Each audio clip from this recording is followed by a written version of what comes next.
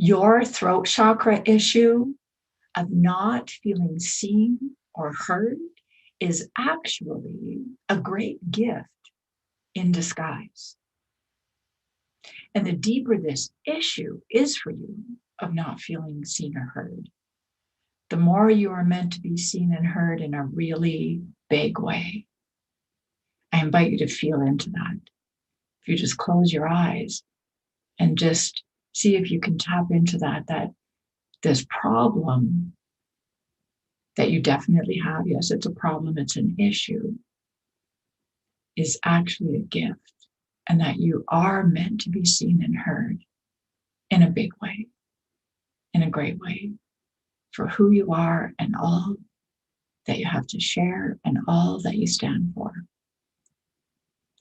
I remember for a great deal of my life, I did not feel seen or heard at all. I remember so well my first marriage. We got married really young.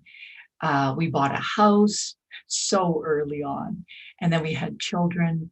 And unfortunately, we both had a lot of issues, and we were young, and we weren't able to hear and see each other. There was a lot of conflict in the marriage, and that marriage eventually ended 13 years later. And while I was relieved, I can't say that my life was a whole lot more fulfilling. And I had 2 kids to support. I wasn't getting any child support. And I did eventually get a job with a home improvement contractor. I was doing energy efficient home improvements. And I realize now I can just see how before I left there, I did not feel seen and heard at all.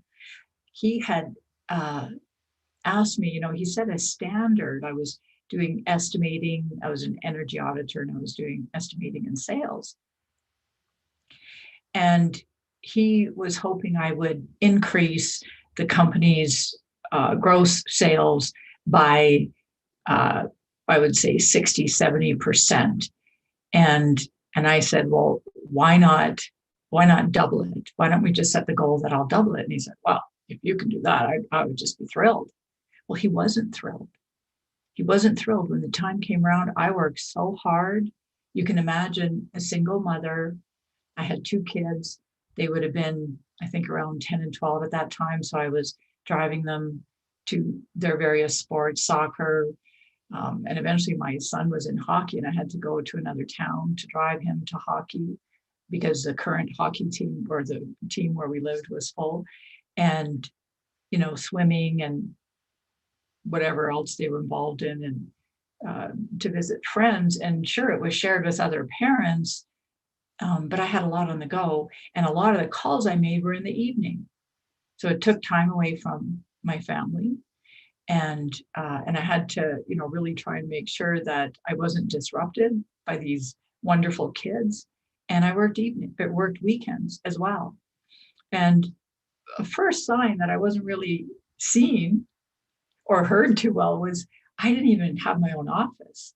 I had a little tiny table that was no more than 2.5 feet wide and maybe 18, 20 inches deep, this little spot in the corner of his office. That's all the space I took up. And what ended up happening was I almost tripled the gross sales within less than 1.5 years. And this really upset him. That may sound strange, but he just didn't like my big paychecks. And I just thought this is so worthwhile because I can support my kids well here. And that filled me up with joy. I was just doing my best. And in the meantime, I had taken up meditation and I was doing a lot of healing work because I wanted to feel happier. I wanted to feel more fulfilled. And so I was doing a lot of healing work through meditation and specifically the chakras at that time. Well, that was devastating for me when he wanted to cut my pay. He approached me and said enough of these big paychecks and he wanted to cut my pay. And the long and the short of it was I cried in his office twice and I just stood my ground and said, no, you're not. He wanted to take my car allowance away. And but it made working there very uncomfortable from that time forward. In the meantime, I had another company, a guy named Larry was pursuing me to come and work for them. And I didn't want to. I had a great momentum going, and I had been very happy. Well, Larry continued to pursue me for about 8 months until finally I just thought this isn't going to get any better at the company I'm at.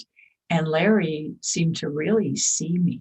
He really seemed to see me, and he heard me. He asked me what I was passionate about in the industry and what I loved about my job.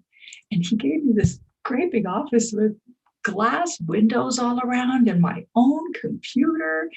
And it had a fantastic showroom. And so I was so happy to be seen and heard. And then I could see in other work that I did, I became a spiritual interior designer, and how I was so easily and readily seen for the work that I did. And working with Larry, I really got to be seen and heard, because we ended up having our own radio talk show. And I named myself the Mold Queen because I was so passionate about helping young families eliminate mold in their homes. This was over 20 years ago. It was when the leaky condo syndrome was happening in a big way. And there were so many homes that were filled with mold, underventilated, lacked insulation in certain areas, and poor windows, that sort of thing. And so, yeah, so I called myself the Mold Queen because I was so passionate about clearing that up and helping these families. And I went to great lengths to do that and loved doing it. And so I've gone from Mold Queen to Throat Chakra Shaman. And so, yeah, my name is Cheryl, and I am the Throat Chakra Shaman, and I help people speak their truth and express the truth of who they truly are so they can shine brightly. And I invite you to stay with me for the next few minutes, because I would like to explain how you can go from feeling unseen and heard, and why this is a gift, why this is actually a great gift, and how to move into that place of really allowing yourself to step into the power and the joy of really feeling seen and heard. And so this issue of not feeling seen and heard originates as energy. We are energetic beings. And feeling seen and heard is something that is expressed. It happens with a clearer throat chakra. The more we clear the throat chakra, the better. But there's energy that comes up from all the other chakras. There's this natural flow of the universe into us through the crown, and all the energy goes back up and out again. But a lot of it needs to grow and develop and shine in the throat chakra. And so the energy gets stuck somewhere in the body, or usually in multiple places. And then it's like, it just can't come up here. And a lot of it, this is like a bottleneck, the neck is really narrow. And the way it gets stuck is through held emotions. Held emotions. We need to feel all our emotions. And what often happens starting in childhood is there isn't the space to feel all our emotions all the time. And it's especially, I think of, when babies are left to cry. When babies are left to cry, they're not feeling seen or heard. And it actually can be really traumatic, depending on how long they're left to cry. I remember after having our first son, Dan, it was sort of thought at that time, this was a lot of years ago, that you can let the baby cry if you can't figure out what to do to make it feel better.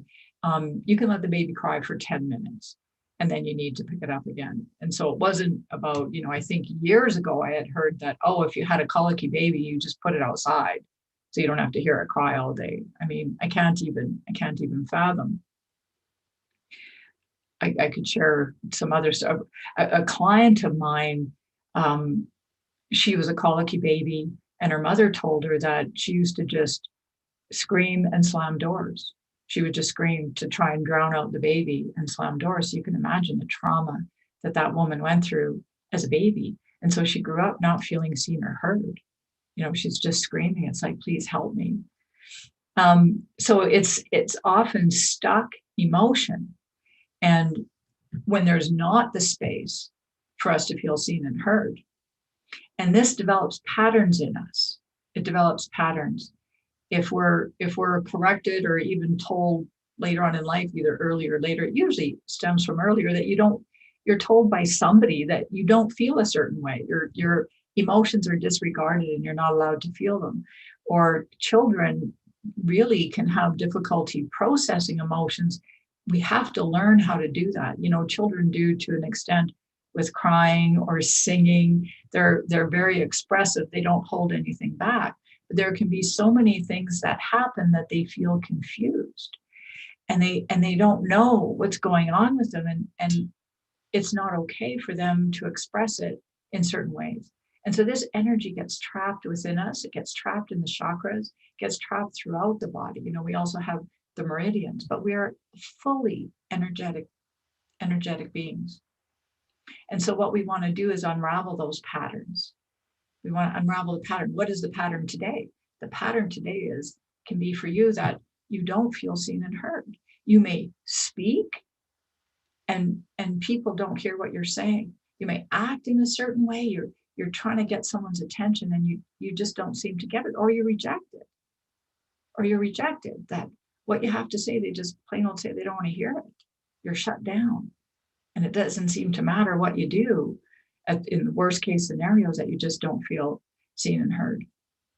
And so we want to find the patterns in the body. Where did this begin? And we can do this. I like to do it through meditation, and it takes courage to go inward. It's always scary to face what's been hard to face. It's uncomfortable to face our wounds, to have a look at them. I only work with people who are okay to feel uncomfortable. If you don't want to feel uncomfortable, you're not the person I'm going to work with. And so I invite you can do this through meditation. That I find is the same way, or you can do it with the help of someone else. Even therapists and not counselors are often really good at helping us explore our emotions. And we can go back to the different times in our lives, but it's really helpful to find the original wound, the beginning of that pattern, when that energy first got stuck, because what it does, it keeps attracting more of the same until we work on it and we start to free it. And that's what happened when I went from one form of work to another. I had been working on this. I had been working on many issues that I had. I could give you a mile-long list. And then the universe responds. So then here I have someone in my life who could actually see me and hear me, and you can have that too. And a lot of what comes up for us, you can look in the solar plexus, which is the area just below the sternum in that soft spot at the top of the abdomen. And the solar plexus is very much about truth and power. And so it's really healthy for us to explore our sense of truth and power and what wants to come up. What wants to come up through the throat chakra, what wants to be seen and heard. And sometimes we just feel powerless. And so we need to heal that. Or sometimes we just don't have access to the truth. Sometimes our childhoods were just so confusing that truth becomes a real issue. We don't know what's true for us or not. So how can we be seen or heard for the truth of who we really are? And that energy comes up through the heart. And the heart is all about love and compassion. And so the energy always flows. I mean, that's the emotion. The emotion wants to flow. And even creative expression in the sacral chakra. That's a big one too. How creative are you? What is all that about? But what I really find is that it's the root chakras where all the juicy stuff is. Because what I see, I do a lot of chakra readings, and what I've noticed in people, the root chakra is very much about our family of origin. It's when we were first developed, and it's actually from, some people say 0 to age 7, others say 0 to age 10. There's some variables there, but it's early life. I always like to try and look at age 0 to 5. That's when things were really established. What was going on in your family? How were your very well-meaning parents parenting you. And our parents are 95% of the time very well-meaning. I don't think you talk to too many parents who said, I really didn't care. I really didn't care about what happened in your childhood or how you turned out. Most parents are very, very well-meaning, and humanity keeps evolving. But the other thing in the throat chakra, or a couple other things are in the root chakra. One, it's where our soul comes into humanity. And our soul is an expression of God or the universe. It's all a part of it. We're all one. And so that soul comes in, and I feel that and visualize it or see it in others, that it comes in through the back of the root chakra, the tip of the coccyx. That's the entry point. And what I see from that point, you've heard of soul purpose. What I see in people is there's like this steel metal plate that goes down, and that goes down into the earth. And it's like a spike. It's like a giant spike.